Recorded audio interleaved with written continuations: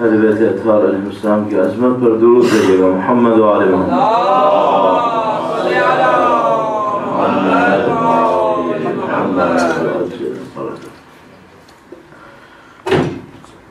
اعوذ باللہ من الشیطان الرجیم. بسم اللہ الرحمن الرحیم. الحمد للہ رب العالمین والصلاة والسلام على سید الانبیاء والمرسلین حبیب الہ العالمین ابو القاسم محمد صلی علی محمد وعلى آلہ الطیبین الطاہرین سیما بقیت اللہ فی الارضین. قال اللہ تعالی فی کتابہ الکریم. بسم اللہ الرحمن الرحیم. ام حسبت ان اصحاب الكهف والرقیم كانوا من آیاتنا عجبا. درود بھیجیے گا. محمد صلی علی محمد وآل محمد. پروردگار عالم کا انتہائی شکر ہے، انتہائی احسان ہے، اس نے ہمیں دین کی ہدایت نصیب فرمائی، اہل بیت اطہار علیہ السلام کی محبت نصیب فرمائی، قرآن کریم اور اہل مہد کے راستے پر چلنے کی سعادت نصیب فرمائی ہے. خدا کا انتہائی شکر ہے کہ اس نے سید الشہداء کی عزاداری میں شرکت کرنا نصیب فرمایا. اس دعا کے ساتھ کہ انشاءاللہ مرتے دموں تک ہمیں اہل بیت کے بہترین چاہنے والوں میں قرار فرمائے، انشاءاللہ دنیا اور آخرت میں ان کی ہمراہی نصیب فرمائے، ان کے وارث کے ظہور کا دن دیکھنا نصیب فرمائے، ان کی نصرت اور نصرت کی راہ میں شہادت نصیب فرمائے. تمام دعاؤں کی قبولیت کے لیے درود بھیجے. محمد و آل محمد. اللہم صلی علی محمد وآل محمد. پروردگار عالم نے اس پورے نظام کی دنیا کو خاص قوانین کے اوپر خلق فرمایا ہے، اور دین جہاں ہمیں بہت سارے احکام دیتا ہے عبادت کرنے کے لیے، نماز پڑھیں، زکوٰۃ دیں اور دوسرے امور کو انجام دیں، وہاں یہ دین ہمیں بہت بڑی مدد دیتا ہے. وہ ان قوانین کو سمجھنے میں مدد دیتا ہے کہ زندگی میں قوانین کون سے ہیں جو نافذ ہیں.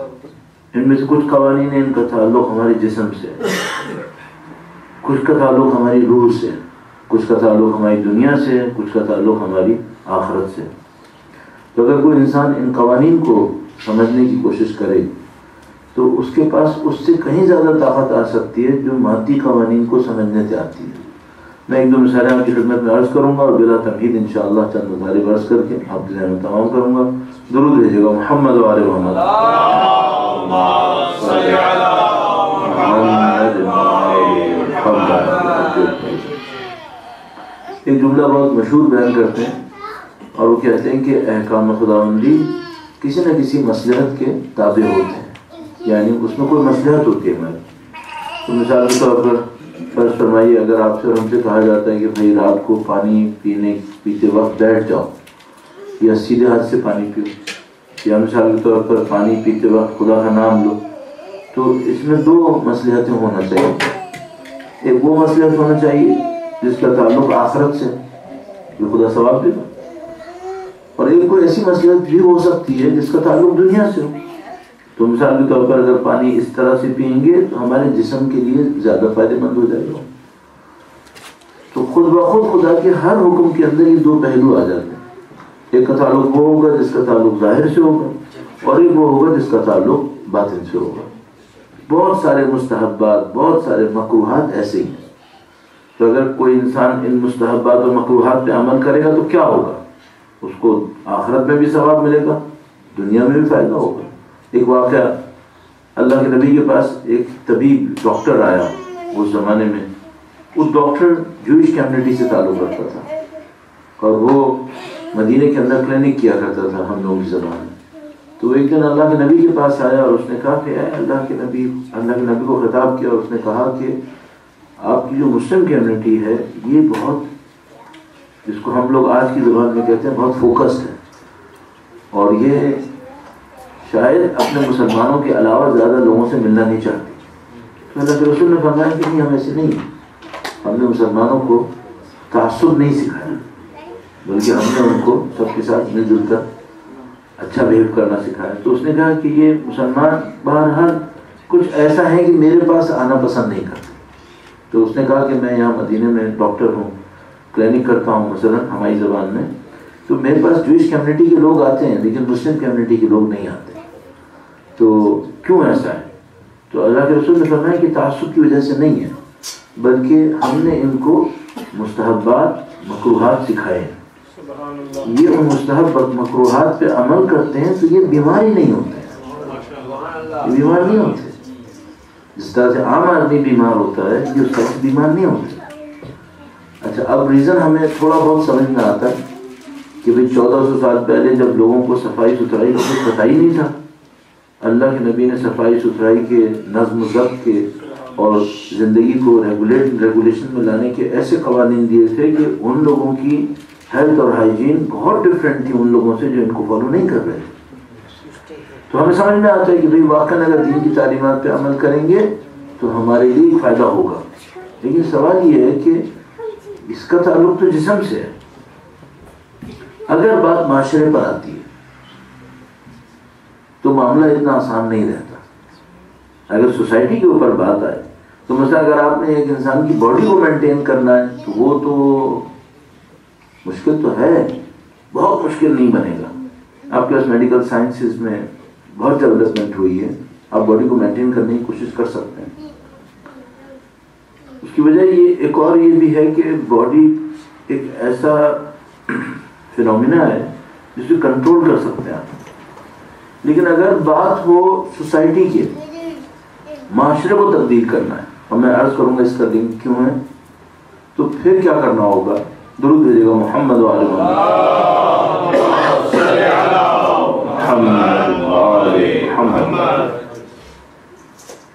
بہت واضح ہے کہ ہم لوگ وقت کے امام کا انتظار کرنا.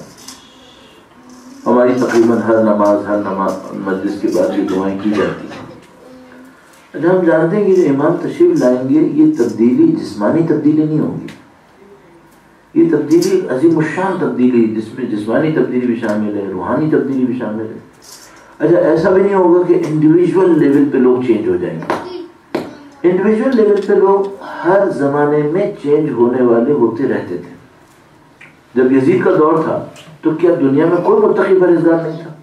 متقی پرہیزگار اس زمانے میں بھی تھے. انڈیویجول لیول پہ لوگ چینج ہوتے ہیں. اب جو امام تشریف لائیں گے تو پہلی بات تو یہ کہ فینومینا یہ صرف کوئی میٹیریل فینومینا نہیں ہے، ایک اسپرچول فینومینا بھی ہے. اور دوسرا مسئلہ یہ ہے کہ یہ انڈیویجول نہیں ہے، یہ سوسائٹی کے لیول پر ہے. اور سوسائٹی کا بھی کوئی گاؤں دیہات کا لیول یا چھوٹے شہر کا لیول نہیں ہے.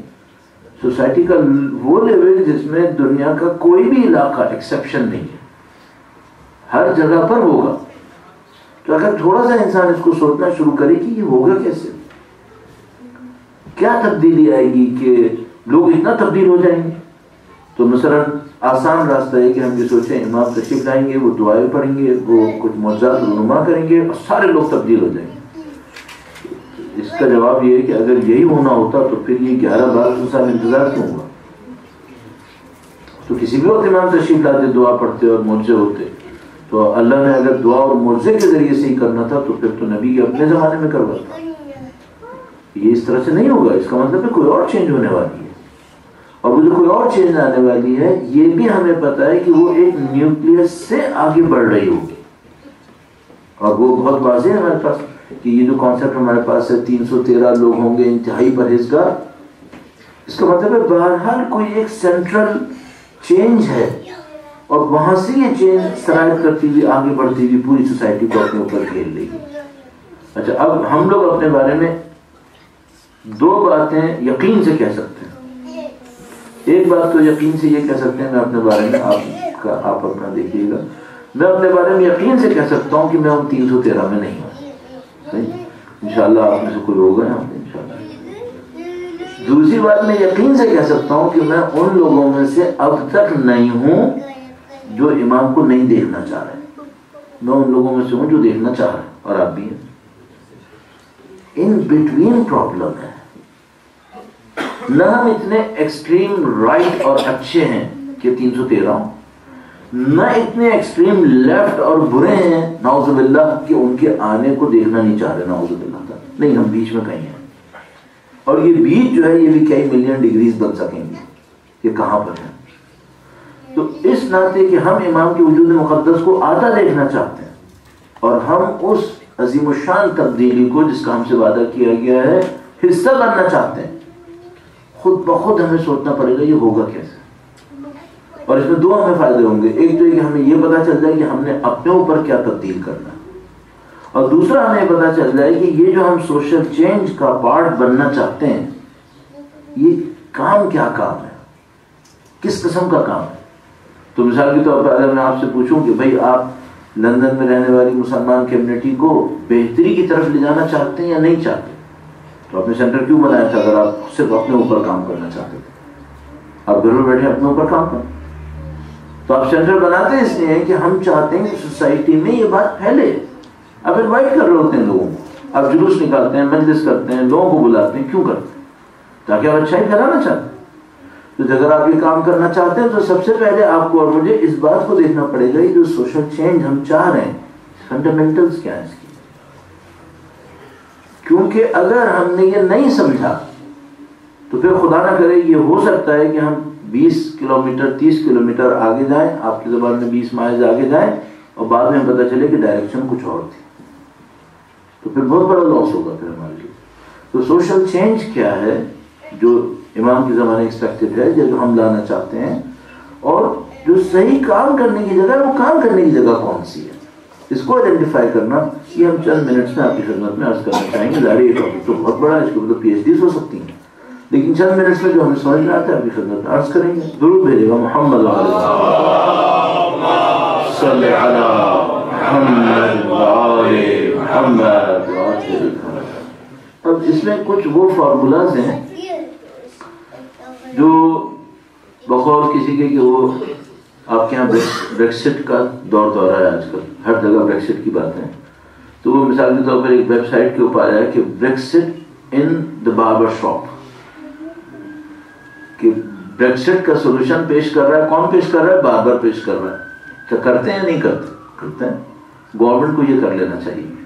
اچھا، بریکسٹ سولوشن، بریکسٹ کا کون؟ ٹیکسی ڈرائیور، ٹیکسی کے اندر بیٹھ کر، اور بریکسٹ کا سولوشن جرنلزم کے اندر، بریکسٹ کا سولوشن فٹ بال کی پچ کے اوپر۔ اتنے بڑے مسئلے کا سولوشن کہاں پہ بیٹھ کے ہو جائے؟ باربر کی شاپ پہ، ٹیکسی کے اندر بیٹھ کے، جرنلزم کے اندر، فٹ بال پچ کے اوپر۔ اچھا، ہم سب معلوم ہے کہ اس طرح یہ سالو ہوگا نہیں، یہ اتنا کوئی چھوٹا معاملہ ہے نہیں۔ ٹھیک ہے، میں یہاں پہ بیٹھ کے 4 باتیں کہہ دوں گا، اس کی کیا ویلیو بنے گی؟ یہ بالکل ایسا ہی ہے جو میں نے مثال دی آپ کی، میں بالکل ایسا ہم لوگ بھی کرتے ہیں۔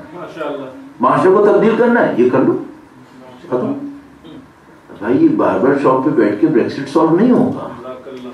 تو اسی طریقے سے میں اور آپ اٹھتے بیٹھتے بیٹھ کے سوشل انقلاب لا رہے ہیں، یہ پیالی میں تو آ سکتا ہے لیکن سوسائٹی میں نہیں آ پائے گا۔ تو ہم لوگ کہتے ہیں کہ آپ چائے کی کپ میں انقلاب لانا چاہیں تو وہ تو بہت آسان ہے، ایک چمچہ گھمانا شروع کر دیں انقلاب آ جائے، لیکن سوسائٹی میں انقلاب لانے کے لیے پھر اس سے زیادہ ایفرٹ کرنی پڑے گی، چائے بنانے سے زیادہ کام ہوگا۔ جب وہ ہے کیا، مثلا ایک سولوشن دیکھیے آپ، پہلے میں اس کی ایڈوکیسی کروں گا، اس کو سپورٹ کروں گا، پھر ظاہر ہے کہ میں اس کو کام خراب کروں گا اس کے اوپر۔ وہ بہت آسان سولوشن، جس کس سے پوچھیں آپ، وہ آپ کو کہتا ہوا نظر آئے گا کہ دیکھو بھائی اب چونکہ میں پہلے اس کے اگینسٹ بول چکا ہوں تو آپ کو شاید اتنا مزہ نہ آئے، لیکن مثال کے طور پر آپ کے پاس پتہ نہیں کتنی دفعہ وہ واٹس ایپ میسیجز آ چکے ہوں گے کہ ایک قوم ہے، اس کے اندر اتنے نوبل پرائز ہولڈرز ہیں اور اتنی کارپوریٹس ان کے ہاتھ میں ہے، اتنا پیسہ ان کے ہاتھ میں، اتنی پالیٹکس ان کے ہاتھ میں، اتنی پاور ان کے ہاتھ میں ہے، اور یہ دیکھو انہوں نے کیا کر کے دکھا دیا اور تم دیکھو بیوقوف لوگ کہاں بیٹھے ہوئے ابھی تک، مثال کے طور پر اس طرح سے۔ تو مجھے ایک بات تو یہ سمجھ میں نہیں آتی کہ کوئی دوست کسی دوست کی ہمت توڑنے کا میسج کیوں بھیج رہا ہے؟ معمولاً یہ میسیجز دوست نہیں بھیجتے۔ ایک باپ اپنے بچے کی ہمت توڑنے کی کوشش نہیں کرتا، ریالٹی بھی سمجھاتا ہے تو ہمت دلا کے سمجھاتا ہے۔ بچہ فیل بھی ہو کے آتا ہے نا، تو باپ کا کام یہ نہیں ہوتا کہ جس دن وہ فیل ہو کر آیا اس سے کہ بیٹا تو زندگی میں کبھی پاس نہیں ہوگا، اس کا کام یہ ہوتا ہے اس کو بتایا کہ تم آج فیل ہوئے ہو نا، تو یہ کچھ غلطیاں ہوئی ہیں، ان کو صحیح کر لو، کل پاس ہو جاؤ۔ اگر کوئی میسج میں بھی قوم کو ڈیگریڈ کرے، انفیریئر دکھا رہا ہے، اس کا مطلب ہے اس کا اوریجن دوست سے نہیں آیا ہے، اس کا اوریجن کسی غلط جگہ سے آیا ہے۔ ریالٹی بتا رہا ہے، بالکل ریالٹی۔ مثلا ایک بچہ فیل ہو کر آیا، باپ کے سامنے ایک ریالٹی ہے، فیل ہو گیا، کیا کرے اب؟ اس ریالٹی کو ایسے ڈکٹیٹ کرے کہ آئندہ بھی زندگی بھر فیل ہو، یا نہیں اس ریالٹی کو رکھے لیکن اس انداز میں رکھے کہ آئندہ پاس ہو جائے۔ تو یہ دو طریقے ہیں۔ بہرحال اب آپ کے پاس آئے گا کہ بھائی جناب یہ قوم اس نے یہ کیا، اس نے یہ کیا، اس نے یہ کیا ہے، اچھا تو اب اگر یہ کرنا ہے تو کیا کرنا ہے؟ تو آپ قوم کی اگر اکانومی کو بہتر کر دینا تو پوری قوم صحیح ہو جائے گی، سارے مسائل حل ہو جائیں گے۔ تو اگر پاکستان کی اکانومی ہمارے ہاتھ میں ہوتی نا تو پاکستان میں کوئی ہمیں آنکھ اٹھا کے دیکھ نہیں سکتا تھا، کون اس کو ڈیسائڈ ہی کرے گا۔ بات صحیح ہے۔ سوال یہ ہے کہ جو امام کے خدمت کے لیے آپ تبدیلی لانا چاہتے ہیں وہ اس فنڈامنٹل پہ آ جائے گی۔ اگر آپ بات یہ کرنا چاہ رہے ہیں کہ پاکستان میں آپ کو طاقت کیسے ملے گی، دنیا میں آپ کو طاقت کیسے ملے گی، تو آسان راستہ اس وقت کی دنیا میں بظاہر پیسے کا راستہ ہے۔ کاش اتنا ایکسائٹمنٹ ہمارے دین سیکھنے میں بھی آ جاتا جتنا اس بچے میں، تو ہم نہیں کہیں پہنچ جاتے۔ درود بھیجے گا محمد علیہ۔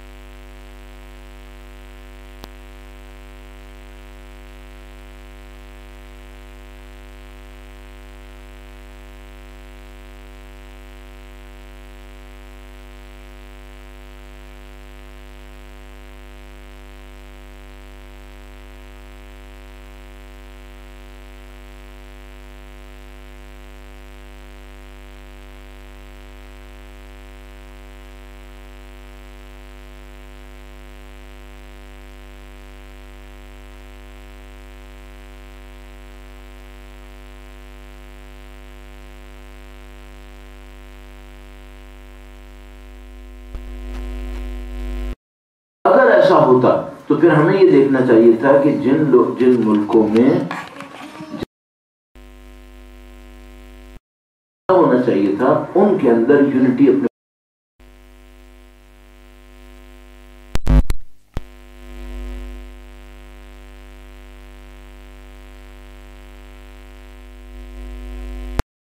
سمجھ رہے ہو کہ ان کے دل جڑے ہوئے ہیں، ان کے دل جڑے ہوئے نہیں ہیں، یہ سب متفرق ہے، منتشر ہے، قلوب بہم شتیٰ، ان کے دل علیحدہ ہوئے، تم سمجھتے ہو کہ سب اکٹھے ہیں۔ تو اب بہت سمپل ہمارے پاس یہ تھا کہ بھئی اگر قوم کی فائنینشیل کنڈیشن اچھی ہو جائے گی نا تو قوم خود بخود اچھی ہو جائے گی۔ مثلا ہم لوگ یہاں اس طرح کہتے ہیں بھئی اگر تنخواہیں اچھی ہوں گی نا تو رشوتیں بھی نہیں لیں گے، تنخواہیں اچھی ہوں گی تو کوئی چوری بھی نہیں کرے گا۔ صحیح؟ کیا ہم یہ چاہتے ہیں کہ لوگ غریب ہیں؟ نہیں، ہم چاہتے ہیں پیسہ ہو، لیکن ہمیں یہ پتا ہے کہ صرف پیسہ ہونے سے چوری ختم ہو جائے یہ نہیں ہوتا، صرف پیسہ ہونے سے کرپشن ختم ہو جائے یہ نہیں ہوتا۔ دنیا کے بدترین کرپشن انتہائی پڑھے لکھے لوگوں نے کیا. دنیا کی بہت بڑی بڑی چوریاں بہت پڑھے لکھے لوگ کرتے ہیں. غریب آدمی تو چھوٹی سی چوری کرتا ہے. جو بڑے پڑھے لکھے ہوتے ہیں وہ بڑی چوری کر رہے ہوتے ہیں, جو ہمارے دماغ میں نہیں آتی. اس چوری کو سمجھنے کے لیے ہمیں پی ایچ ڈی کرنا پڑ جاتا ہے کہ یہ ہوا کیا ہمارے ساتھ. تو مثال کے طور پر اگر بالکل ایک بک کی ایگزامپل دیں تو اینرون کا کرپشن جاہل لوگ نہیں پکڑ سکتے تھے. اینرون کا کرپشن پکڑنے کے لیے بھی بہت ماسٹرز چاہیے تھے, کیونکہ وہ کرپشن کیا ہی ماسٹرز نے تھا. اور آج بھی دنیا میں ایسے ہی ہے, کوئی بڑے لیول کا کرپشن کوئی جاہل نہیں پکڑ پائے گا, جبکہ اس کی آنکھوں کے سامنے ہو رہا ہوگا اور وہ دیکھتا رہ جائے گا بیچارہ کہ میرے ساتھ کیا ہو گیا. اور میرے تو خیال میں کافی کچھ یہاں پہ بھی ہو ہی رہا ہے. کوئی ڈاکٹر یہاں نہ ہو بیچارہ, یہ سب کچھ ہو رہا ہے یہاں پہ. تو ہم کیا حل کرنا چاہتے ہیں؟ مثلا ہم پیسہ پھیلا دیں لوگوں کے اندر, لوگوں کے دل جڑ جائیں گے, ایمان تشریف لے آئیں گے. ایسے نہیں ہوگا.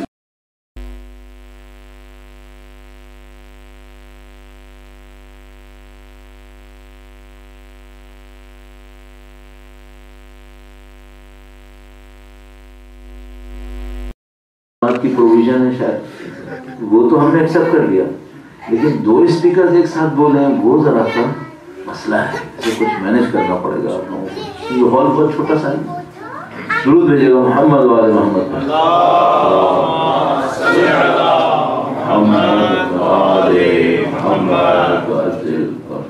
ایک بار پھر درود بھیجے گا محمد وعلی محمد. اچھا, اس کے بالکل اپوزٹ آ جائے, بالکل اپوزٹ آ جائے. وہ کیا؟ وہ یہ کہ قوم کو فقیر رکھو, نمازیں پڑھواؤ, دعائیں پڑھواؤ. قوم کی اکانومی پہ کوئی توجہ مت دو, یہ چھوڑ دو. یہ جیسے ہیں رہنے دو, نمازیں پڑھواؤ, دعائیں پڑھواؤ, عبادتیں کرواؤ. آگے میں نہیں بولوں یہ کراؤ وہ کراؤ, مشغول رکھو. مشغول رہیں گے نا اور خدا کے ساتھ تھوڑا سا راز و نیاز کرتے رہیں گے, سب صحیح چلتا ہے. اچھا, یہ ان انٹینشنلی اس ترکیب پر پاکستانی قوم نے صدیوں عمل کیا ہے. لوگ مشغول ہیں, ہاں مشغول ہیں. کس دین میں مشغول ہیں؟ جس دین سے وہ پوچھتے بھی نہیں کہ ہمیں دے کیا رہا ہے. تو ایک فکر یہ آتی ہے کہ ایسے چلاؤ, بس ایک فکر آتی ہے بالکل لیفٹسٹ کہ جناب علی پیسہ دو اور پیسے کی بارش کر دو, قوم چلی جائے. ایک بالکل رائٹ پہ جا کر فکر آتی ہے ان کو عبادتوں کے اندر غرق کر دو, اتنا غرق کر دو کچھ دیکھنے کا موقع ہی نہیں ملے گا, غرق رہیں. اچھا, ہم نے اس فکر کو کہا یہ فکر صحیح نہیں ہے. اس فکر کو کیوں کہہ رہے ہیں کہ یہ صحیح نہیں ہے؟ اس فکر کو اس لیے کہہ رہے ہیں صحیح نہیں ہے کہ جیسے ہی لوگوں کو شعور آئے گا وہ اس دین سے بیدار ہو جائیں گے. کیسے؟ جیسے یہاں ہوا رینیسانس میں 600 سال 800 سال تک دین کا اسٹرکچر لوگوں کو ایک طرح سے بے وقوف بنا کے لوٹتا رہا. یہاں کا اسٹرکچر اسی طرح بنا ہوا تھا. ایک ٹرائنگل تھا, بادشاہ, پریسٹ اور لینڈ لارڈ, زمیندار کا, اور ایک ٹرائنگل لوگوں کو پیستا رہا. نشانی کیا ہے ان کے پیسنے کی؟ بہت بہت بڑی بڑی نشانیاں آپ کو مل جائیں گی. جن علاقوں میں گھر پکے نہیں ہیں وہاں ایسے عبادت گاہیں بنی ہوئی ہیں جو 600 سال 800 سال کے بعد بھی نہیں ہلی اپنی جگہ سے. اور یہ کن لوگوں کے لیے بنی تھی؟ ان لوگوں کے لیے بنی تھی جن کو رہنے کے لیے گھر نہیں تھے. تو بھئی یہ کیا ہو رہا تھا یہاں پر؟ یہ کس طریقے سے زندگی گزر رہی تھی؟ سب کو معلوم ہے کیسے گزر رہی تھی. ہمارے علاقوں میں بھی ہم تجربے کر چکے ہیں کہ گزرتی ہے ایسے. اچھا, جیسے لوگ ہوشیار ہوتے ہیں, جیسے لوگوں کے پاس علم آتا ہے وہ سمجھ جاتے ہیں ہمارے ساتھ اچھا نہیں ہوا. جب وہ یہ سمجھتے ہیں کہ اچھا نہیں ہوا تو وہ یہ نہیں کوشش کرتے کہ پوچھیں مجرم کون تھا, وہ دین کو الزام دیتے اور دین کے ہاتھ سے نکل جاتا. اللہ کا دین کبھی بھی کسی صورت میں دھوکے کی بنیاد پر نہیں پھیلنا چاہتا. ایک واقعہ چھوٹا سا عرض کرتا ہوں آپ کی خدمت میں. دین کتنی کلیئرٹی چاہتا ہے اپنے اندر, ذرا سا بھی دھوکہ ہو دین قبول نہیں کرتا. درود بھیجیے گا محمد وعلی محمد.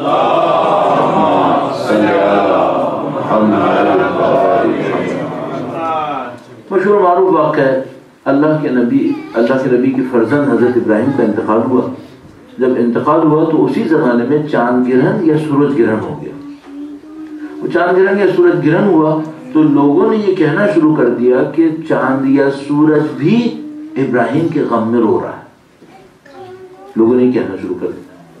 اچھا، جب لوگوں نے یہ کہنا شروع کیا تو اللہ کے نبی نے فوراً مخالفت کی. کہا نہیں، یہ چاند گرہن اور سورج گرہن کا میرے بیٹے کی وفات سے کوئی تعلق نہیں ہے. اچھا، میں آپ سے کہوں گا تھوڑا سا اس کو سوچیے کہ اگر اللہ کے نبی یہ نہ کہتے تو کیا ہوتا، یا خدا نہ کرے ریکارڈ میں نہیں ہوتا تو کیا ہوتا. یہ واقعہ ہے تقریباً 7th سینچری کی اسٹارٹنگ کا، 7th سینچری کی شروع. اس بات کو سمجھتے سمجھتے کہ چاند گرہن سورج گرہن کیا ہے، دنیا کو 1000 سال تقریباً اور لگا، تقریباً 1000 سال اور لگ گئے. اس کا مطلب کیا تھا؟ اگر وہ نبی جملہ نہ کہتے تو 1000 سال تک یہ بات چلتی کہ نبی کے بیٹے کے غم میں سورج بھی رویا تھا، چاند بھی رویا تھا. 1000 سال کے بعد جب گیلیلیو اور کوپرنک وغیرہ آتے تو ہمیں پتہ چلتا کہ نہیں، یہ فینومینا کچھ اور تھا. اللہ کے نبی نے برداشت نہیں کیا کہ 1000 سال کے بعد بھی کوئی یہ کہے کہ بات غلط تھی، جبکہ 1000 سال تک فائدہ رہتا ہے اس کا. اس کا مطلب کیا ہے؟ آپ دین میں اتنا سا بھی غلط بیانی مت کیجیے گا. کمپلیٹ اویئرنیس اس کے ساتھ لوگوں کے دین کو لے کے چلیں. اگر آپ کو پتا ہو کہ یہ پیس غلط ہے اور آپ نے آئیڈینٹیفائی نہیں کیا اور یہ کہا کہ چلو ابھی تو کام آ رہا ہے نا، لے کے چلتے ہیں، اس کا مطلب ہے آپ نقصان پہنچائیں گے، آپ قطعاً دین کو نقصان پہنچائیں گے. تو مثال کے طور پر کوئی ایک پریکٹس ہے جو چل رہی ہے، لوگ بھی اس کو چلا رہے ہیں، فی الحال کوئی آبجیکشن بھی نہیں ہے، بات صحیح نہیں ہے، خاموش نہ رہیں، اسے سولو کریں کہ صحیح پریکٹس کیا ہے یہاں. تو آپ اور میں اگر ہم اس طرح سے کریں گے تو ہم صحیح ہو سکتے ہیں، لیکن ورنہ نہیں ہو سکتے. تو 2 راستے تھے ہمارے پاس. ایک تو یہ کہ بھائی دین کے نام دولت پھیلاؤ سب صحیح ہو جائے گا. ہم نے کہا یہ دین قبول نہیں کرتا. دوسرا راستہ یہ تھا کہ دین کے نام پہ لوگوں کو خاموش رکھو سب صحیح ہو جائے گا. ہم نے کہا یہ بھی دین قبول نہیں کرتا. اب تیسرا راستہ ہمیشہ یہ ہوتا ہے، ہم لوگ اس کو غلط ثابت کر کے بیچ میں ایک راستہ نکال لیں گے. تیسرا راستہ کیا بنے گا؟ وہ جناب آپ کے پاس جو راستہ بنے گا اس کی بہت ساری تفصیل ہوگی. مین پوائنٹ یہاں پر ہوگا، مین پوائنٹ یہ ہوگا کہ جب تک آپ کی انڈرسٹینڈنگ کائنات کی انڈرسٹینڈنگ اور ریئلٹی سے میچ نہیں کرے گی، آپ دین کو صحیح راستے پہ لے کے نہیں چل پائیں گے. اب میں اس کو آپ کی خدمت میں عرض کرنے کی کوشش کرتا ہوں، 2-4 جملوں میں ضرور بھیجے گا. محمد وعلی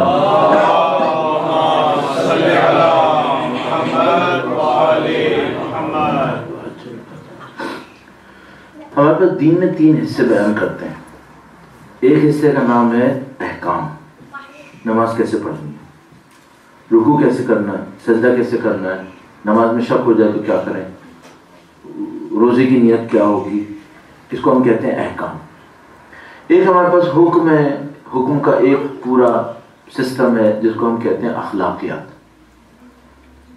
سچ بولنا ہے، جھوٹ نہیں بولنا ہے، غیبت نہیں کرنی ہے، ہمدردی کرنی ہے، دووں کے مشکل میں کام آنا ہے، اس کو ہم اخلاقیات کہتے ہیں.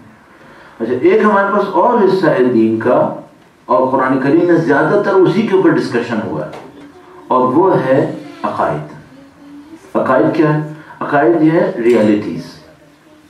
ایک خدا ہے، خالق ہے، اس کائنات کا خالق ہے، وہ خالق ایک ہی ہے، یہ ہوگی توحید. اس خالق نے ایک میسنجر بھیجا ہے، یہ ہو گئی نبوت. وہ جو خالق ہے وہ عادل بھی ہے، عدل ہو گئی. یہ جو میسج اس نے بھیجا ہے، اس میسج کی کنٹینویشن میں لیڈرز بھی دیے ہیں، یہ ہو گئی امامت.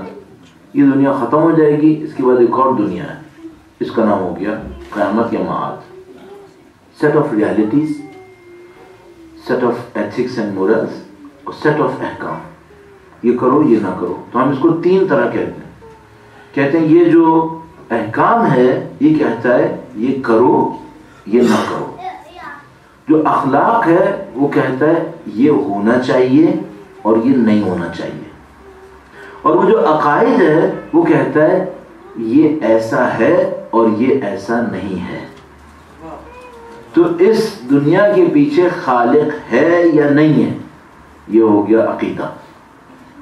اگر وہ خالق ہے تو اس کی بندگی ہونی چاہیے یا نہیں ہونی چاہیے، یہ ہو گیا اخلاق۔ اور اگر خدا کی بندگی ہونی چاہیے تو نماز پڑھو، یہ ہو گئے احکام۔ صحیح ہے؟ اچھا، اگر کسی کے ذہن میں ہم نے یہ ڈالنا شروع کر دیا جیسے کہ ہم کرتے ہیں، داڑھی رکھو، پردہ کرو، نماز پڑھو، روزہ رکھو، قرآن پڑھو، آخری حصہ دینا شروع کر دیا، صحیح، اور وہ جو سیٹ آف ریالٹیز ہیں وہ ابھی اس کے مائنڈ سیٹ سے میچ نہیں کر رہی، آپ دے دے کے تھک جائیں گے اور یہ پڑھ پڑھ کے تھک جائے گا اور کام صحیح نہیں ہوگا۔ اچھا، یہ وہ ہے جو ہماری سوسائٹی میں ہو رہا ہے۔ اگر آپ کو چینج کرنا ہے تو یا تو آپ اس فارمولے میں چلے جاتے ہیں کہ دولت دے دو، آرگنائزیشن دے دو، سب صحیح ہو جائے گا، جو کہ نہیں ہوتا، یا آپ اس فارمولے پہ آ جاتے ہیں کہ سارے ریچولز ان کو دینا شروع کر دو، بھر بھر کے ریچولز دو، نطبہ، کمیل، جماعت، عزاداری، جلوس، راہ پیمائی، سب کچھ صحیح ہو جائے گا۔ کبھی صحیح نہیں ہو رہا۔ صحیح کب ہوگا؟ صحیح اس وقت ہوگا جب ان کا مائنڈ سیٹ ان ریالٹیز کو سمجھے گا جو خدا نے دی ہوئی ہیں، صحیح وہاں سے ہوگا۔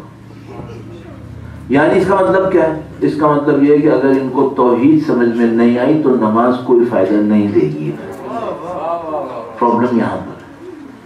اچھا، اب میں اور آپ کیا کریں؟ اب میں اور آپ یہ کریں کہ اب میں بہت خطرناک ایک بات آپ سے کہنے والا ہوں، سینٹرز ریچولز کے لیے بنتے ہیں یا عقائد کے لیے بنتے ہیں؟ سینٹرز ریچولز کے لیے بنتے ہیں، تو بہت بناتے رہیں گے صحیح ہو جائے گا معاملہ؟ بناتے ہو، ہمارا تو فائدہ ہے، ہمارا تو فائدہ ہے، جو ہماری کیٹیگری ہے وہ آپ کے سینٹرز بنانے پہ بہت خوش رہے گی، لیکن صرف ایک پرابلم ہے، آپ بنائیں جاؤ، اگر ریچول بیس بنا رہے ہو معاملہ حل نہیں ہوگا۔ تو کس پہ حل ہوگا؟ اس وقت ہوگا جب یہ جو کائنات کا پورا سسٹم ہے یہ دماغوں میں آئے گا، اس وقت حل ہوگا۔ اب مجھے ایک مثال آپ کی خدمت میں عرض کرنی کہ وہ سسٹم دماغ میں کیسے آتا ہے، رٹنے سے بھی نہیں آتا۔ مثال کے طور پر میں نے ایک بچے کو بٹھایا، اس سے کہا کہو بیٹا خدا ایک ہے، اس نے کہا جی ایک ہے، اب بولو کہ پنجتن 5 ہیں، اس نے کہا جی 5 ہیں، امام 12 ہے، اس نے کہا 12 ہے، معصوم 14 ہے، معصوم 14 ہے، لو جی مسلمان ہو گیا۔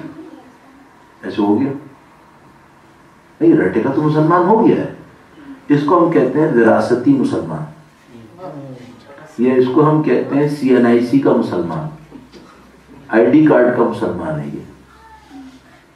اس کا لاشا مسلمانوں کے قبرستان میں دفن ہوگا، اگر مرد ہوا تو ایک مسلمان عورت اس کے پلے بندھے گی، اور عورت کے پلے یہ بن جائے گا، لیکن اس سے دین نہیں پھیلے گا۔ دین کیسے پھیلے گا؟ دین اس وقت پھیلے گا جب ان ریالٹیز کے سیٹ کو یہ اپنے دل کے اندر تسلیم کرے گا، اس وقت۔ اب میں اس کی مثال عرض کرتا ہوں، درود بھیجے گا محمد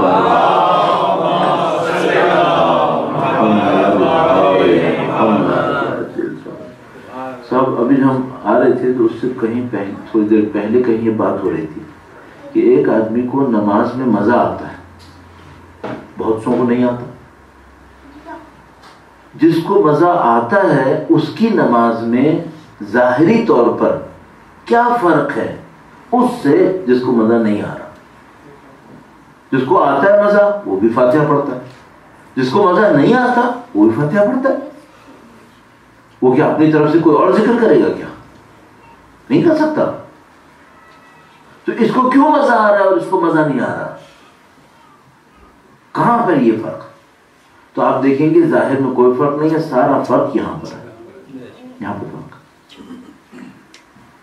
یہ نماز میں کھڑا ہوتا ہے، اس کو لگتا ہے میں خدا کو دیکھ رہا ہوں، وہ نماز میں کھڑا ہوتا ہے، اس کو صرف یہ یاد ہوتا ہے کہ ختم کتنی جلدی کرنی ہے، اس کو یہاں کوئی خدا ادھر نظر نہیں آ رہا۔ فرق یہاں پر ہے سارا۔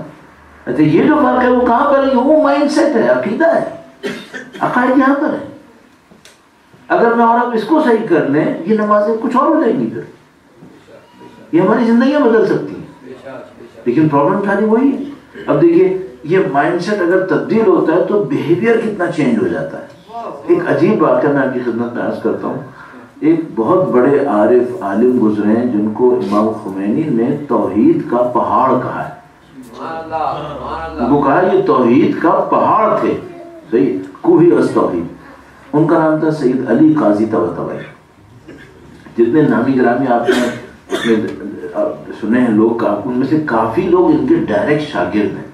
مثلا آپ نے شاید آیت اللہ شہید دستگیر کا نام سنا ہوگا، آپ نے علامہ محمد حسین طباطبائی کا نام سنا ہوگا، آپ نے آیت اللہ محمد تقی بہجت کا نام سنا ہوگا۔ یہ سب ڈائریکٹ شاگرد ہیں علی قاضی طباطبائی کے، براہ راست شاگرد۔ امام خمینی سید علی قاضی کے براہ راست شاگرد نہیں تھے، لیکن اس سلسلے میں ایک اور طریقے سے انڈائریکٹلی قرار پا رہے تھے، صحیح۔ اچھا سید علی قاضی طباطبائی اپنے زمانے کے اندر، معذرت کے ساتھ عرض کر رہا ہوں، تھوڑے سے بہکے ہوئے آدمی سمجھے جاتے تھے، سمجھے جاتے تھے کہ یہ آدمی حواس میں نہیں ہے، اور ان کے اوپر کافی سختیاں ہوتی تھیں، سختیاں بھی کافی ہوتی تھیں۔ تو ایک دن وہ گھر میں تشریف لائے، گھر کی طرف آ رہے تھے، ان کے ساتھ ان کا ایک شاگرد بھی تھا۔ تو انہوں نے منظر دیکھا کہ آیت اللہ کے گھر کا سامان گلی میں پڑا ہوا، تو اس نے پوچھا، اور گھر والے بھی سب گلی میں بیٹھے ہوئے۔ تو اس نے کہا کہ استاد یہ کیا ہے؟ کہا کہ یہ ہم کرائے پہ رہ رہے تھے، ہم کرایہ نہیں دے سکے ہیں۔ اس نے گھر سے باہر نکال دیا۔ تو اس نے کہا کہ یہ کیوں ہوا؟ تو جو ہوتا ہے خدا کی مرضی سے ہوتا ہے نا، یہ کیوں ہوا؟ تو انہوں نے ہنستے ہوئے کہا کہ خدا سمجھ رہا ہے کہ میں اتنا اچھا انسان بن گیا ہوں کہ میرے اوپر اس کا اثر نہیں ہوگا۔ اس جملے کو دوبارہ سنیں۔ خدا یہ سمجھ رہا ہے کہ میں اتنا اچھا انسان بن گیا ہوں، اچھا میں نے ڈالا ہے۔ انہوں نے ہنستے ہوئے کہا کہ خدا یہ سمجھ رہا ہے کہ میں انسان بن گیا ہوں اور میرے اوپر ان چیزوں کا اثر نہیں ہوگا، تو اس خاطر اس نے، یہ جملہ میرا ہے، اس خاطر اس نے یہ آزمائش میرے اوپر ڈال دی ہے۔ صحیح ہے؟ یہ لوگ ہر چیز کے پیچھے خدا دیکھ رہے ہیں، اس سے کم پہ بات نہیں کر رہے، اور ہر چیز کو جانتے ہیں کہ منشا خدا ہے، سب وہاں پر ہے۔ اور آپ دیکھیے تمام یہ جو کربلا کے مصائب میں وغیرہ وغیرہ، ان سب کے اندر ایسا ہی ہے کہ ہر چیز کے پیچھے یہ خدا کو دیکھ رہے ہیں۔ اس کو کہتے ہیں توحید۔ اچھا ہم لوگوں کی توحید کیا ہے؟ ہماری توحید وہ ہے جو صبح فجر کی نماز پہ اللہ اکبر سے شروع ہوتی ہے، نماز سے جب اٹھتے ہیں تو ختم ہو جاتی ہے، بعد میں لندن شروع ہو جاتا ہے، پھر جب ظہر کی نماز ہوتی ہے تو توحید تھوڑی دیر کے لیے دوبارہ آتی ہے، اس کے بعد پھر انگلینڈ شروع ہو جاتا ہے، اس کے بعد پھر تھوڑی دیر کے لیے خدا آتا ہے، پھر تھوڑی دیر کے بعد دنیا شروع ہو جاتی ہے۔ ہم لوگوں نے توحید کو اس طرح سے اپنے ذہن میں قبول ہی نہیں کیا کہ بھئی یہاں خدا کے سوا کچھ ہے ہی نہیں، اور چونکہ ہم انٹرپریٹیشن نہیں کر پاتے بہت ساری چیزوں کی، لہذا ہمیں خدا نظر ہی نہیں آ رہا۔ تو اگر ایسا ہو تو پھر معاملہ کچھ اور ہوگا۔ مثال کے طور پر آغا بہجت ایک اور جملہ ارشاد فرماتے تھے، وہ بھی بہت نفیس، درود بھیجے گا محمد و آل محمد، صلی علی محمد و آل محمد۔ آپ تصور فرمائیں ایک آدمی جو ریاکاری کرتا ہے، ریاکاری کرتا ہے کیا مطلب؟ یعنی کسی کو دکھانے کے لیے کچھ کام کرتا ہے، تو وہ جو کسی کو دکھانے کے لیے کوئی کام کرتا ہے، بیک آف مائنڈ اس کے ذہن میں ہوتا کیا ہے؟ اس کے ذہن میں یہ ہوتا ہے کہ مثلا میں ایسے ہی کہہ رہا ہوں، مثلا میں کوئی کام ایسا کروں گا جس سے میں آپ کو متاثر کرنا چاہ رہا ہوں، صحیح، ریاکاری کروں، تو میں یہ سمجھ رہا ہوں کہ آپ مجھے کوئی ایسی چیز دے سکتے ہیں جس کو لینے کے لیے مجھے یہ کرنا چاہیے۔ مثلا میں آپ کو متاثر کروں، تو میں سوچ رہا ہوں کہ مثلا کچھ لوگوں کے درمیان میری شہرت بڑھ جائے گی، اس سے مجھے فائدہ ہے، یہ ہوگا نا۔ مثلا میں کسی کو دکھاؤں کہ میں عبادت گزار ہوں تو میں کیوں کر رہا ہوں؟ میں یہ سمجھ رہا ہوں کہ اگر اس کے دل میں یہ خیال آ گیا کہ میں عبادت گزار ہوں تو میرا کوئی فائدہ ہے. صحیح ہے. اگر میں اس بندے کو یہ سمجھتا ہوں کہ خدا کے سوا کسی کے پاس کچھ نہیں ہے تو میں خدا کے سوا کسی اور کو دکھانے کی کوشش کیوں کروں گا؟ نعرہ تکبیر، نعرہ رسالت، نعرہ حیدری. تو بھائی اگر میں ریاکاری کر رہا ہوں تو اس کا مطلب کیا ہے؟ میں یہ سمجھ رہا ہوں کہ یہ بھی کچھ کر سکتا ہے. صحیح ہے.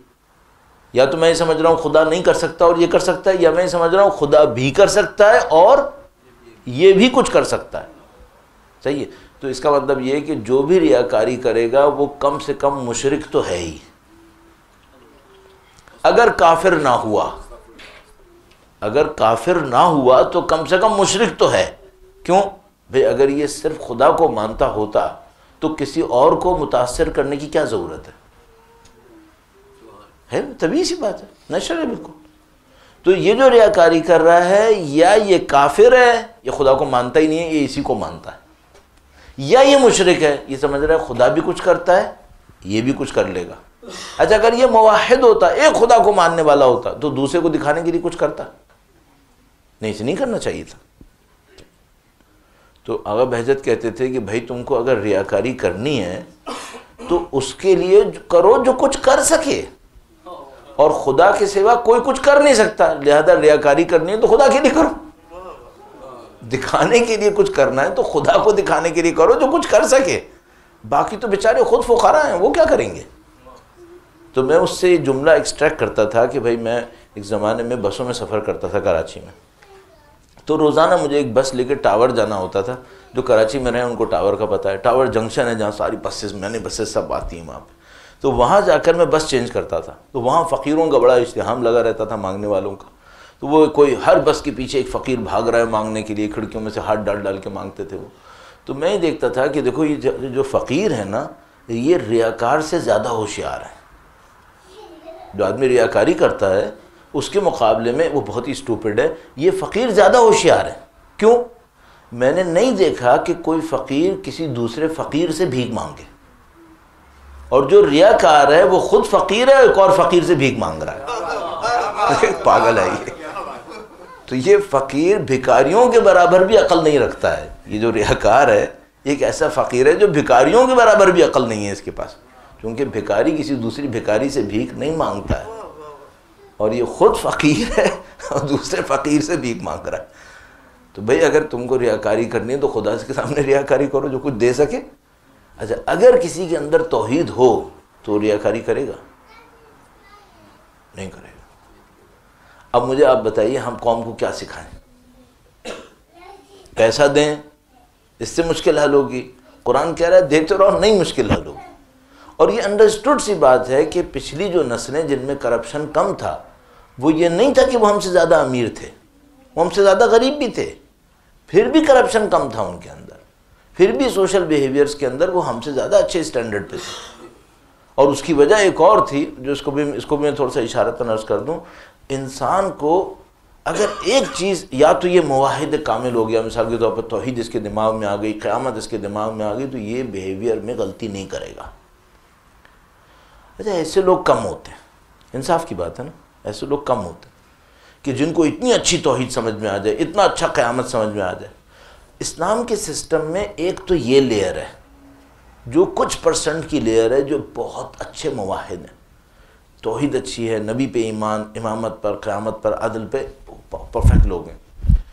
ایک اور لیئر بھی رکھی ہے اللہ نے، اس لیئر کے ذریعے بھی گناہ روکتا ہے.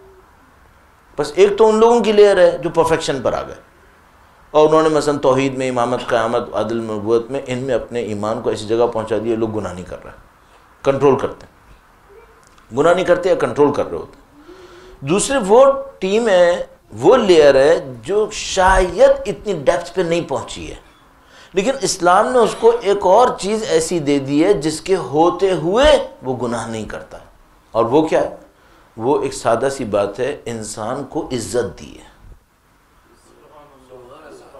دنیا کے بہت سارے گناہ بے عزت ہونے کی وجہ سے انسان کرتا ہے. عزت دار ہو تو نہیں کرے گا. میں ایک مثال عرض کروں گا ابھی آپ کی خدمت میں. درود بھیجے گا محمد وآل محمد آل محمد وعجل. بھائی یہ قومیں جو ہمارے سامنے ہیں، اگر ہم ان لوگوں کو دور سے دیکھتے ہیں نا تو ہم لوگ کہتے ہیں یہ بہت بے حیا ہیں، یہ ایسے ہیں، یہ ویسے ہیں، پتہ نہیں کیا کچھ بولتے رہتے ہیں. آپ خود تصور کیجئے یہاں پہ رہنے والا کوئی خاندانی آدمی شرٹ اتار کے بازار میں گھومے گا؟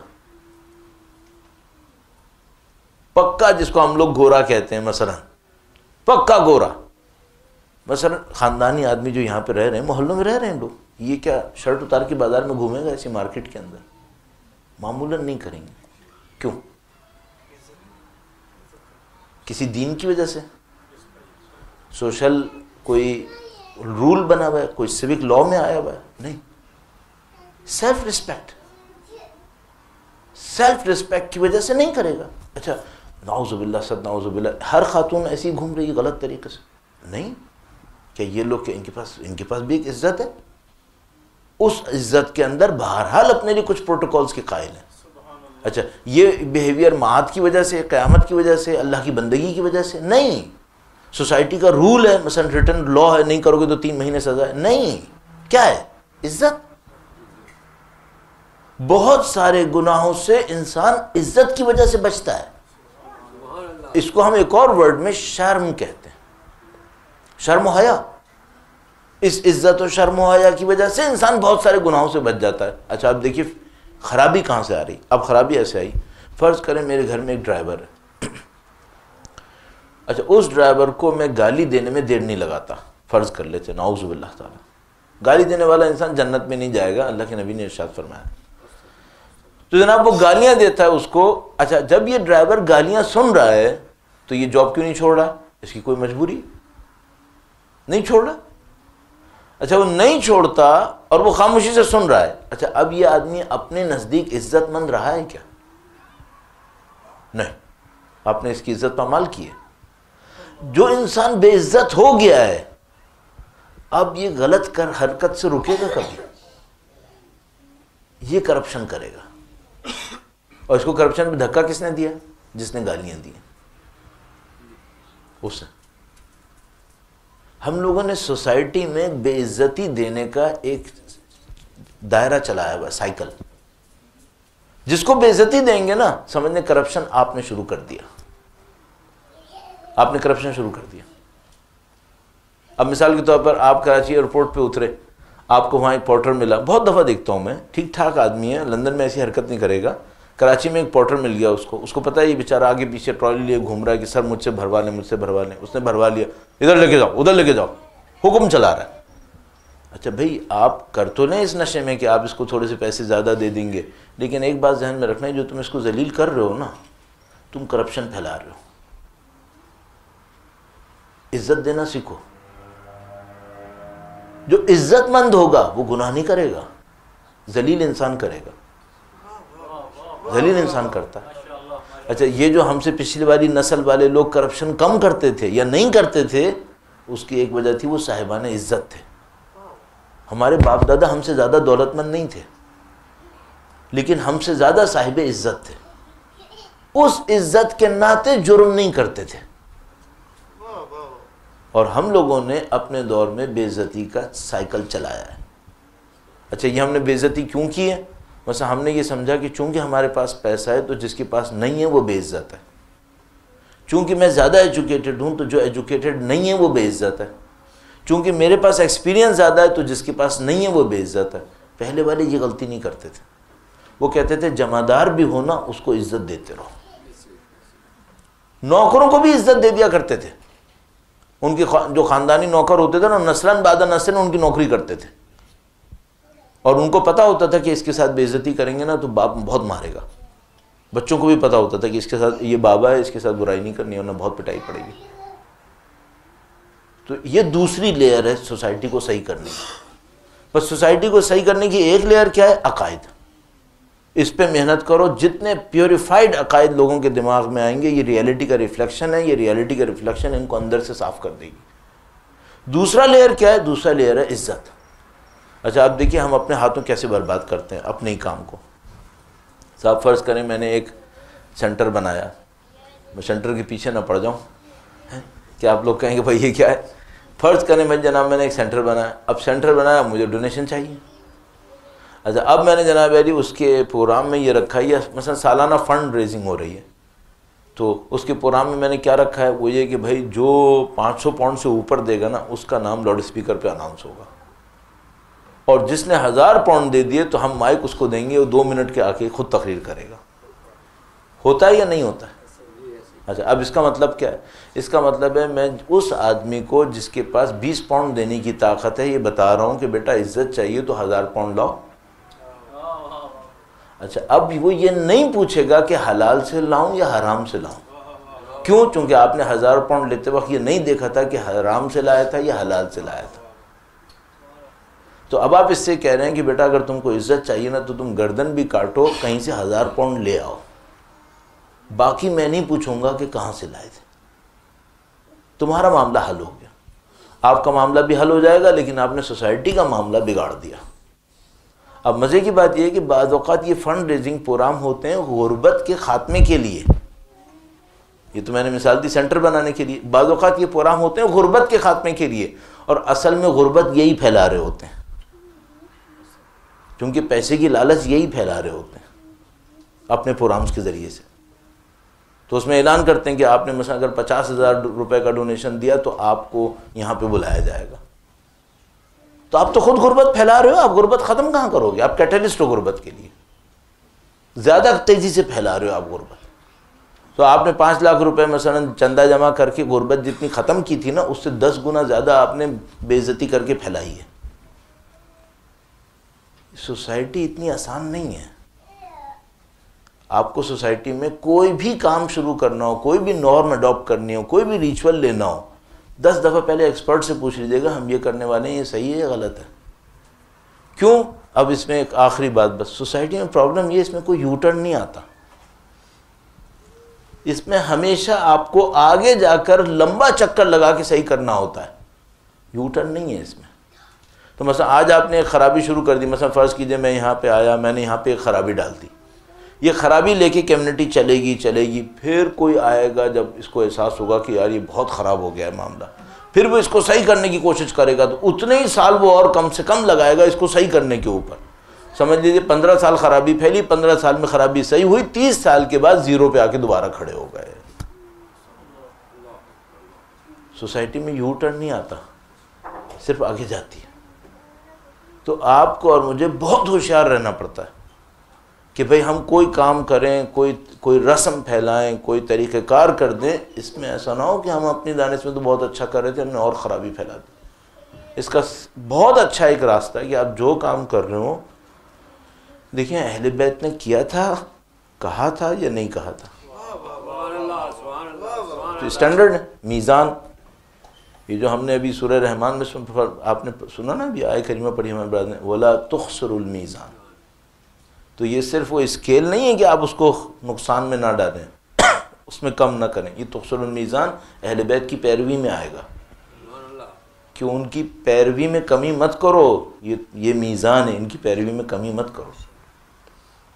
یہ میزان کا خسران تم لوگوں کو ختم کر دے گا. آپ جو کام کر رہے ہوں ان کی طرف دیکھ کر کریں کہ ان کی سیرت میں یہ کام ایسا ہوا تھا، کوئی اور طریقہ تو نہیں دیا انہوں نے. درود بھیجے گا محمد علیہ محمد. یہ کام کریں گے تو الحمدللہ رب العالمین. جو اللہ کے نبی نے فرمایا انی تارک فیکم الثقلین لن تضلوا ابدا، اگر آپ ساتھ لے کے چلیں تو انشاءاللہ تھوڑا سا گہرائی میں کام کریں، آپ کو اور ہمیں پتہ ہو کہ ہم کہاں پہ کام کر رہے ہیں، کیا اچیو کرنا چاہتے ہیں. اور خدا متعال کا شکر ہے کہ بھائی جو انسان کسی اور فیلڈ میں پڑھا لکھا ہے وہ سوسائٹی کی انڈرسٹینڈنگ میں بھی تو تھوڑا ڈیپتھ میں جا سکے گا. تو اگر آپ کسی اور فیلڈ کے ایکسپرٹ ہیں تو آپ بہرحال اپنی فیلڈ کے ڈیپتھ میں گئے ہوں گے، تو آپ اس انڈرسٹینڈنگ کی بھی تھوڑی سی ڈیپتھ میں جائیے تاکہ آپ کو یہ پتہ چلے کہ جو جگہ ہے کام کرنے کی وہ جگہ کون سی ہے. تو ایسا نہ ہو کہ آپ اپنی مین ریسورسز کسی ایسے کام پہ لگا دیں جس کا اتنا زیادہ فائدہ بھی نہ ہو آپ کو. تو ڈیپتھ ہونی چاہیے آپ کے اور ہمارے اندر. اور میں نے عرض کیا یہ ڈیپتھ آپ کو اہل بیت کی تعلیمات سے بہت آسانی سے مل سکتی. اسے دیکھیے وہ کیا چاہ رہے تھے ہم سے، اور آپ اور میں اس پہ چلیں گے تو ظاہر ہے کہ حاصل کریں گے. اور یہ جو خدا متعال نے سید الشہداء کے ذریعے سے موقع دیا کہ سید الشہداء نے گویا اس عظیم الشان قربانی کے ذریعے سے لوگوں کو خدا کی طرف لانے کا دروازہ کھول دیا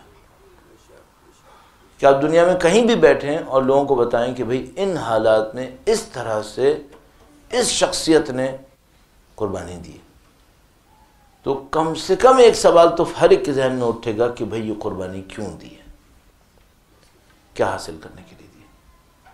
اور اس کے پیچھے جو ظاہر سوال اٹھے گا اور یہ سمجھ میں آئے گا وہ یہ کہ یہ کون سی ہستی ہے جس میں اتنا قربانی کا جذبہ ہے. یہ جذبہ کیسے جذبہ ہے؟ جس انداز میں قربانی دی گئی اور اس کی جو ڈیٹیلز ہمارے پاس ہیں، خود بخود یہ سوال اٹھاتی ہیں کہ اس ہستی کا ایمان کتنا ہے، اطمینان کتنا ہے. اور ابھی توحید کا عرض ہوا آپ کی خدمت میں. آپ پورے واقعی کربلا کو دیکھیں تو آپ کو توحید اس درجے پہ نظر آتی ہے کہ انسان کربلا کی عظمت کو اپنی آنکھوں کے سامنے دیکھنے لگتا ہے. نہ صرف سید الشہداء کے اندر، آپ تصور فرمائیں کہ جب ظہر کا موقع ہوا تو ابو ثمامہ ساعدی سید الشہداء کے سامنے آئے اور آ کر کہا کہ اے مولا آخری نماز آپ کی امامت پہ پڑھنا چاہتا ہوں. یا اللہ، یہ ایمان کی انتہا ہے. یعنی یہ جملہ بتا رہا ہے کہ ان کو پتہ ہے کہ چند منٹس کے اندر شہید ہو جائیں گے.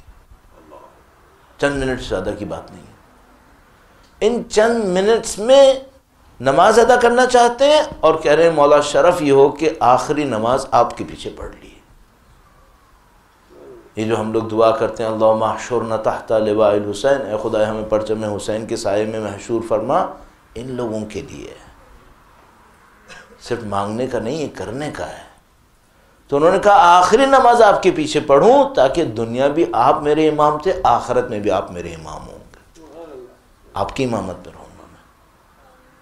اور کیا وہ نماز اور کیا ان دو افراد کی قربانیاں جو سید الشہداء کے سامنے کھڑے رہے، عبداللہ بن سعید، اور وہ کھڑے رہے اور سید الشہداء کے سامنے آتے ہوئے تیروں کو لیتے رہے. اور کتنا عجیب منظر تھا کہ جب وہ زمین پر گرے، اس وقت گرے جب سید الشہداء کی نماز پوری ہو گئی. زمین پر گرے، سید الشہداء تشریف لائے، گویا ان کے سر پہ سے چہرے پہ سے خاک کو ہٹایا، خون کو ہٹایا. تو انہوں نے پہلا جملہ جو سید الشہداء سے پوچھا، کہا مولا کیا میں نے کام پورا کر دیا؟ کمٹمنٹ اپنی معراج کے اوپر. اور سید الشہداء نے فرمایا کہ ہاں تم نے اپنا کام پورا کر دیا اور تم ہم سے پہلے جنت پہ جا رہے ہو. اور یہ عظیم الشان منظر میں نے اور آپ نے اصحاب سے دیکھے. بس اگر ایک جملہ اور آپ کی خدمت میں توحید سے عرض کروں تو بس اس جملے کو دیکھیے گا کہ سید الشہداء کے ہاتھ میں حضرت علی اصغر کا لاشا ہے. کربلا کے لرزا دینے والے واقعات میں سے ایک واقعہ وہ لمحہ ہے جب سید الشہداء اس 6 ماہ کے پیاسے کو لے کر آئے میدان کربلا کے اندر، اور کیسے امام لے کر آئے اور کیسے ہاتھوں پہ اٹھا کر کہا کہ اگر تم نے پانی پلانے سے انکار کیا ہے تو کم سے کم اس 6 ماہ کے بچے کو تو پانی پلا دو. کوئی امام حسین کے دل سے پوچھے کہ جو حوض کوثر کا مالک ہے وہ ان اشقیاء سے پانی مانگ رہا ہے حجت کو پورا کرنے کے لیے، اور بس چند سیکنڈز کے اندر وہ تیر ستم چلا اور حضرت علی اصغر کا لاشا سید الشہداء کے ہاتھ میں آیا. نہیں معلوم وہ مظلوم تڑپا بھی یا نہیں تڑپا، نہیں معلوم کتنا خون بہا. زیارت ناہیہ میں امام زمانہ نے لکھا ہے سلام ہو اس پر جس کا خون آسمانوں پہ گیا، المسعد دمہ بالسماء. اور اس موقع پہ سید الشہداء نے جملہ ارشاد فرمایا، وہ کمال کا جملہ توحید کا جو بی بی زینب سلام اللہ علیہا نے جملہ فرمایا، اس کی طرح فرمایا اے خدایا یہ میرے پر آسان ہوا چونکہ میں جانتا ہوں تو دیکھ رہا ہے، تو دیکھ رہا ہے، یہ میرے لیے آسان ہو گیا۔ الا لعنۃ اللہ علی القوم الظالمین وسیعلم الذین ظلموا ای منقلب ینقلبون۔ پروردگارہ اس قلیل کو اپنی بارگاہ میں قبول فرما، ان کی نورانیت سے ہمارے دلوں کو منور فرما، قرآن و اہل بیت کے راستے پہ چلنے کی سعادت نصیب فرما۔